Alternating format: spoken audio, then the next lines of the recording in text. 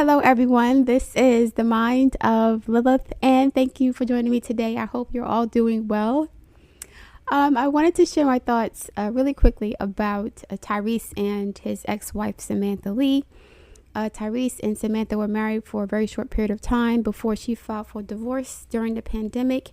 And I really wasn't, following this story too much. I remember when Tyrese brought Samantha onto the Breakfast Club years ago before they got married. And I remember when he was happy to find out that she was, mostly black. She was like 50% black, something like that.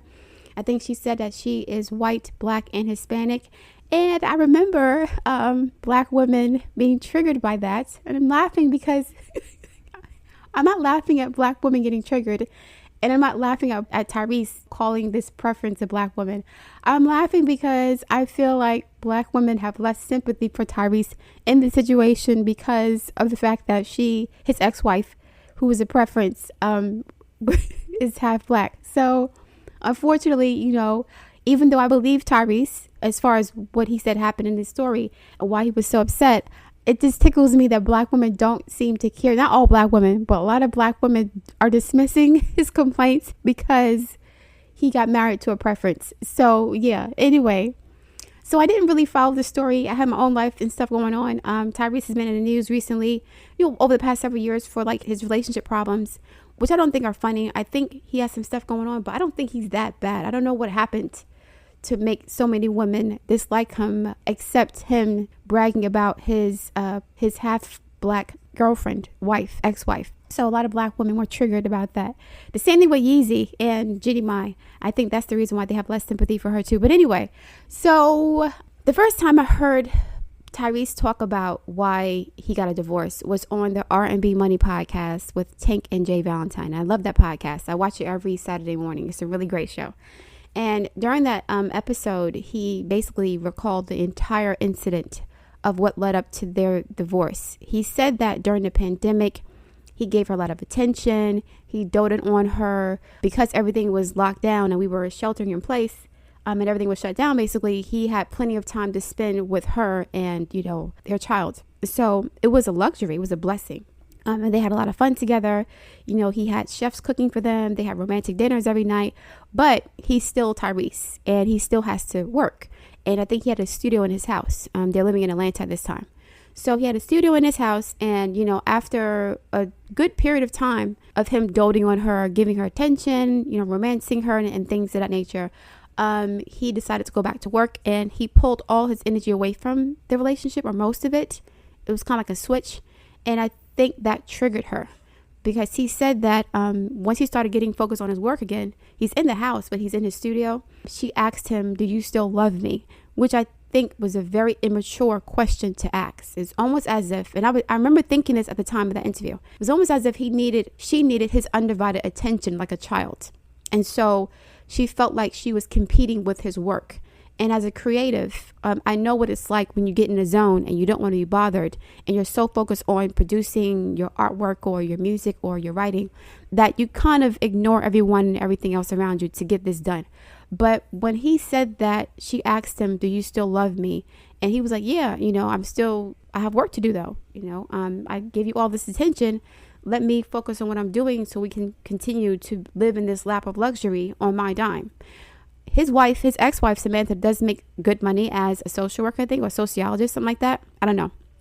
She makes 6 figures a year, which is interesting to me because she doesn't seem to know what she's doing when it comes to her own life. But that's another conversation. That's neither here nor there, okay? So anyway, he was like, they had an argument. They both said things that were a bit rough. And then at some point, she abruptly leaves him. And he didn't understand why. And I believed him when he was telling the story because he kept repeating the same thing over and over again. It was like he was replaying a scene from a movie or a book because he was traumatized by the fact that she kind of ghosted him. And she pretty much just left him after their argument because she couldn't handle whatever he said. And they both said things. I think that, and this is based on what I observed during his interview with the Breakfast Club and her years ago, and the fact that he said he was giving all this attention and all of a sudden she acts a little bit needy when he's focusing on the things. I think that she didn't want to compete with his work. I think that she was jealous of him having his own career and his own life, like many women who want to be married to successful men are.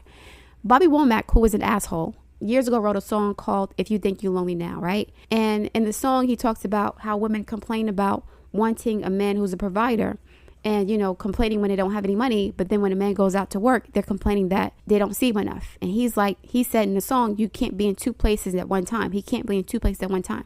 And if you think you're lonely now, you know, wait until tonight. So, you know, he says that a lot of women compare themselves to their friends and they want what their friends have as far as money and houses and cars and nice things. And so when the man goes out to get it, the woman is insecure and jealous and wants him to spend more time with her.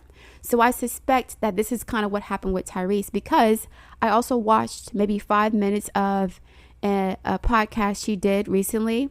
It was a 2.5-hour podcast. It was really painful for me to get through. I could not listen to more than a few minutes of it because she did not explain anything.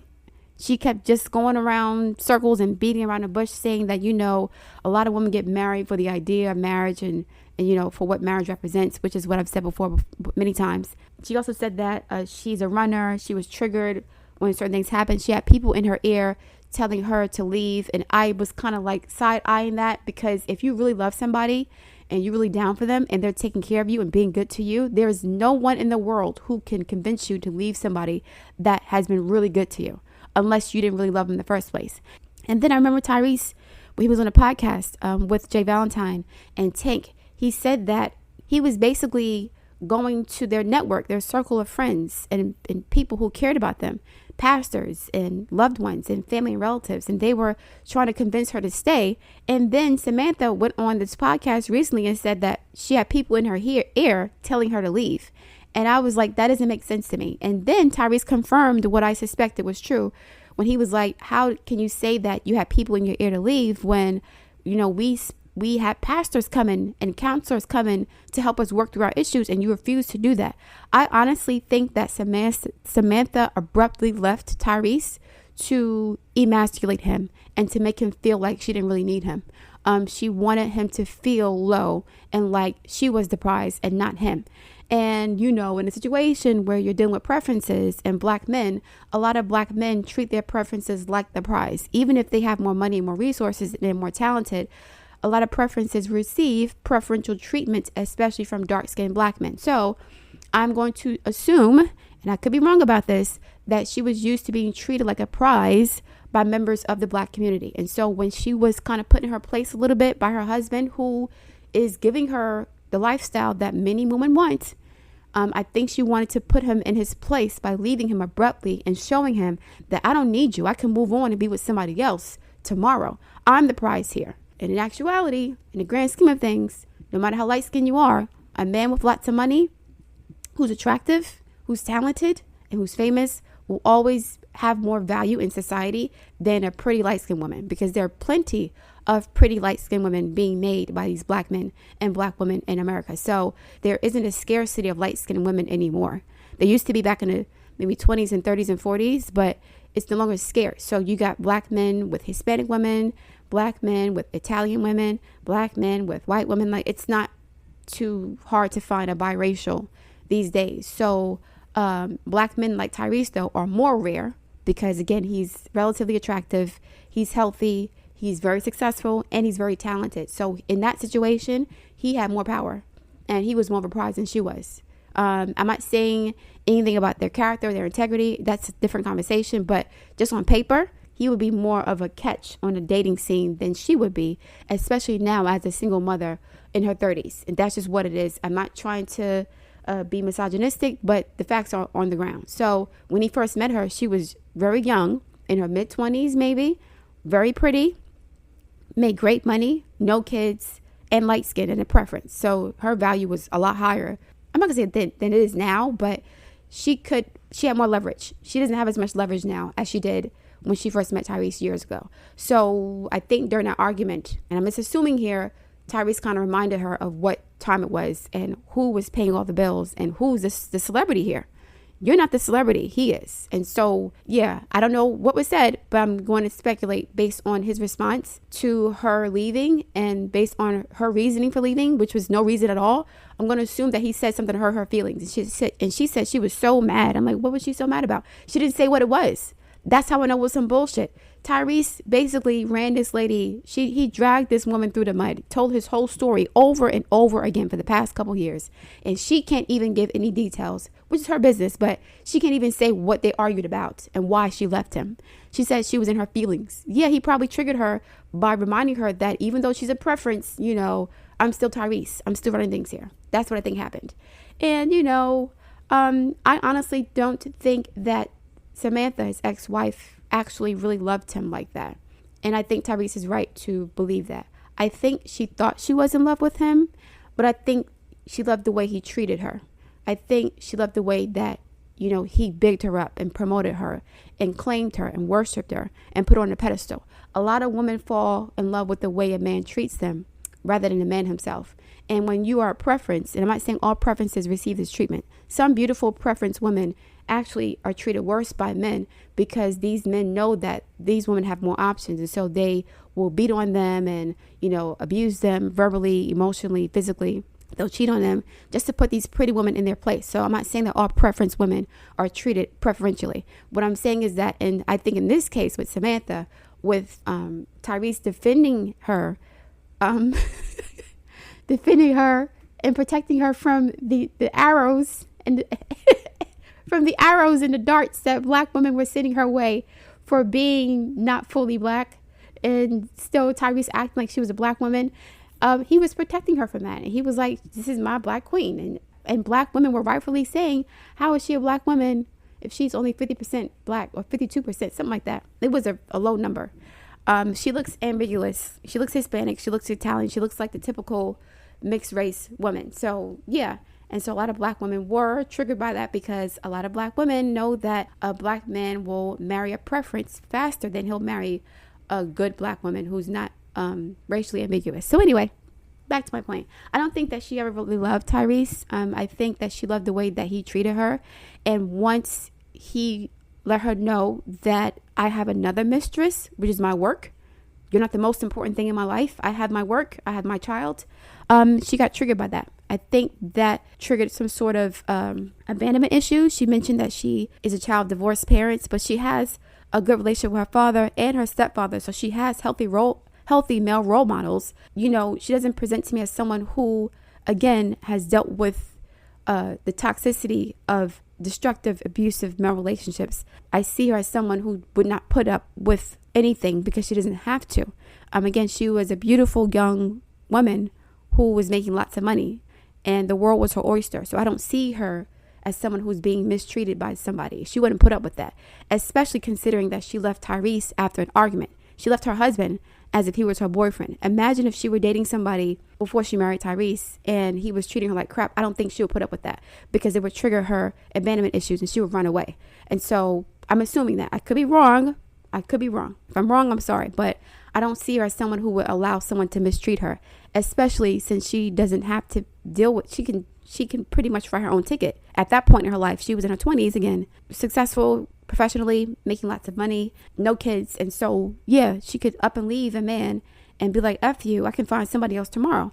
And that is what she did, I believe, when she met Tyrese. And also when she left him. Tyrese said that as soon as she left him, she started dating somebody else to prove to him that she was the prize. That's why I think that she didn't really love him like that. Because for you to just up and leave your husband for no reason and then start dating somebody immediately and not giving an explanation why, he kept begging her to stay. From what he was saying, he was begging her to stay.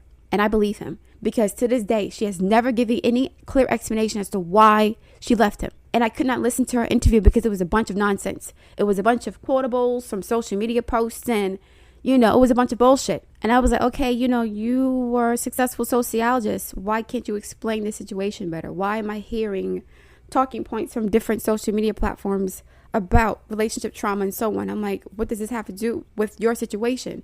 She did explain to some extent what happened as far as like why she left based on her own trauma and yeah, and she pretty much admitted that she got married for the illusion or the image or the fantasy, not the actual reality of dealing with a relationship. A lot of women get married for the fantasy. They don't really want to marry their husbands. They want to marry the fantasy of who they think he is and how he treats them at that time. A lot of women are married to the idea of the perfect man and not the man himself. And so this is one of the reasons why a lot of men test women, because they know that some women are not in love with them, but they're in love with who they think they are, the image of who they are, and the status that they get from being a wife. A lot of women are attracted to the status of being married more than the husband themselves. And so they'll marry anybody just to be married, like Sherry Shepherd and Wendy Williams and, Tisha from Love and Marriage Huntsville. Like, this is what it is. So I think she married him. And no, Tyrese's not a bad catch from what I've seen. I don't know him personally, but again, he's a relatively attractive, dark-skinned, bald-headed black dude with lots of money, very talented. I don't know what's going on with his personal mental health issues, but whatever. But yeah, I don't think that he would be a bad catch for most women.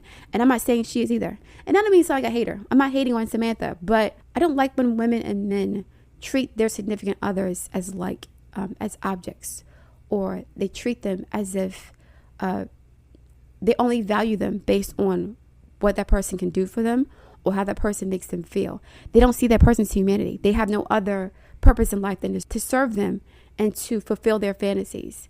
And then when the real person comes out, and he's not that bad. Like, I guess, Tyrese wasn't beating on her. He wasn't cursing her out. I don't think he wasn't cheating on her from my knowledge. That's not why she left. But she left him because he shattered the fantasy of her being on this pedestal that he put her on. I think he put her on the pedestal. And then when they had this argument, she realized that I'm not all that to him. I'm just a regular old woman. And I don't think that she could handle that, because I think she was used to being treated a certain way by the members of the black male community. And so, yeah, I believe him when he says that she was just with him for the money or just this status or what he could do for her, which is crazy because a lot of men say that they mistreat beautiful women, and I don't condone this at all. I don't think it's right at all. But a lot of men say they mistreat beautiful women because beautiful women are used to being treated with respect, and they're used to being affirmed and validated by the opposite sex. So they have plenty of options, and they really take men for granted. They don't really want to put into the work to make the relationship work. A lot of men say they beat their girlfriends or mistreat their pretty girlfriends to put them in their place and to humble them, and that actually makes them more attached to the man. That's their justification for it, which I don't think is right. But I wouldn't be surprised if that was the case. I wouldn't be surprised if there are some women who prefer to be treated like crap because they believe that that's how a man should love a woman. I do think that Samantha, in this case, though, that wasn't the case for her. I think she wanted to cut his nuts off and prove to him that she can do better with or without him, right? She doesn't need him. She's still a light-skinned preference woman who can get anybody she wants. And I think that's why she jumped into a relationship right after she divorced him, which is why he's still so haunted by this to this day. He needs to move on and get over it. It's been a couple years now, but I think she's still trying to get some more money from him, $20,000 a month in child support. I mean, if you're making $160 a year and you make $10,000 and you get $10,000 from child support, why not just take the $10,000? Why you need $20,000? And you only have one child and you're making decent money and you're living in Atlanta. So it's not like he doesn't have a point that it wasn't about the money. He said that she's also trying to renege on their prenup. Like, he has many points. She left him for no reason. She tried to go back to him after she cooled down and she realized the streets had nothing for her, but it was too late. And she can't really explain why she left him in the first place. And what happened? I think what happened was he put her in her place. He reminded her of what was going on, that he was a star in the relationship, not her. And he was the preference in that relationship, not her. Even though he was sharing his spoils with her, he was the star. He was the one who was controlling things. He was the one who was the boss. He was the one in charge, and she had to fall in line to whatever he was doing. And that was his work. His work is also very important for him as an artist and a creative and as a celebrity. He has to make money. And so I think that triggered her abandonment issues, because he probably for the first time told her, or that was probably the first time she heard somebody tell her that you're not all that. And she wanted to let him know that, well, I'm not all that. If I'm not all that, she kind of wanted to remind him that she can find somebody easy. She's still attractive. She's still young. She still got it. I think that was why she dated someone relatively quickly after they got a divorce. And that really burned him as well. How are you going to say you love somebody and they're doing all this stuff for you? They're doting on you, pampering you, taking care of you. You're not out here in the streets, doing DoorDash or having to do Zoom meetings during the pandemic. You're living in a mansion with your child and your husband, and you have an argument and you leave him for no reason. And he's begging you to come back and you have nothing to say to him. You cut him off cold. That's a bit narcissistic. That's a bit like ghosting somebody. If you don't tell me what I want to hear and you're not worshiping me and kissing my ass all day and giving me all your attention, then we got a problem. And nobody want to deal with that shit. Nobody want to deal with that. And so, yeah, I think that some black women, not all black women, I'm not saying that all black women were clowning Tyrese for marrying a preference, but I think some black women need to give him a little bit of grace. I do believe what he's saying. I think he was haunted by the situation. He was traumatized. And I don't want to see that for anybody. I feel bad for him because he keeps replaying the same story over and over again. He's a Capricorn, so he ain't never letting this go. He is stuck on this situation. Because when somebody ghosts you out of nowhere and you 1 minute everything is all good and you're having a great time with that person and, you're hanging out with them and they're your best friend and you're doting on them, and the next day you have an argument and they're gone and they cut you off and they're dating somebody else weeks later or months later, and someone that he knows, that he's close to, he was like, she was dating somebody famous right after they broke up.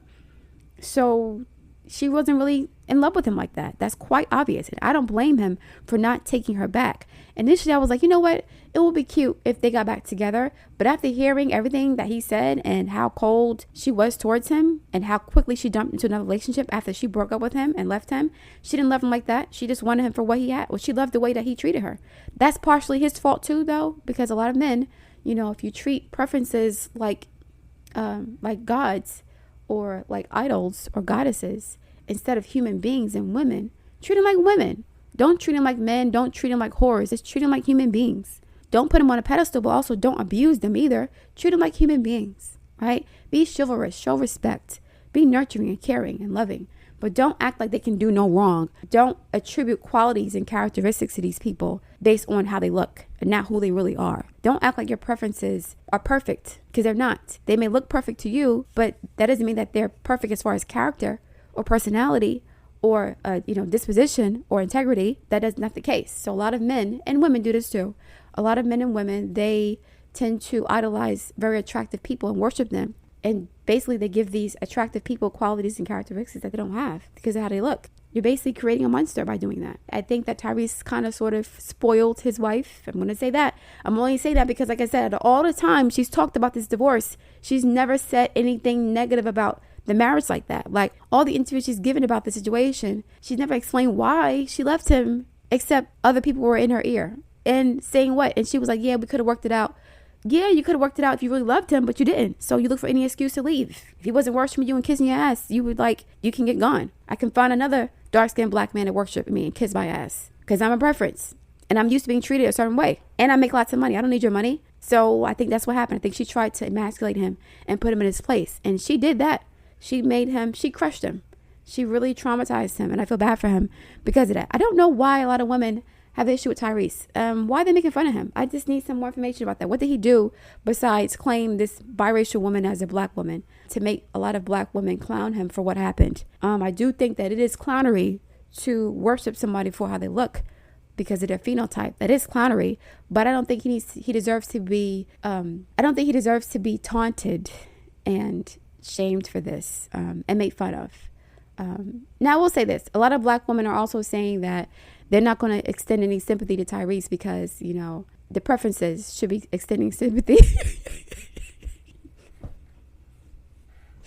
A lot of black women are saying that preferences should be giving these black men the love and attention and nurturing and comfort that they want, not the black women that they don't want to marry. Why would I give you this comfort and love and support if you wouldn't even consider me to be your wife, good enough to be your wife? Why are non-ambiguous black women responsible for coddling and healing and nurturing these black men after their preferences hurt them if, unambiguous black women aren't considered good enough for marriage by a lot of these celebrities? So a lot of black women are like, well, let him fight his own battles.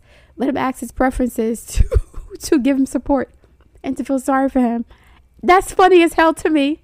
Black women are so... It's witty, it's silly, and it's petty as hell, but they have a point.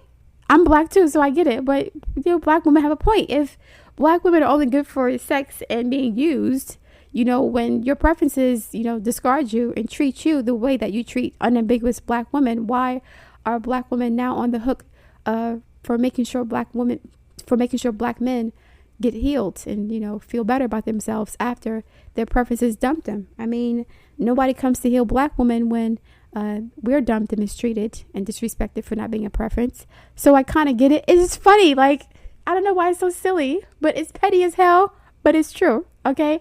But anyway, I'm gonna leave it there. I look forward to your feedback. Please like, share, and subscribe, and I'll speak to you soon.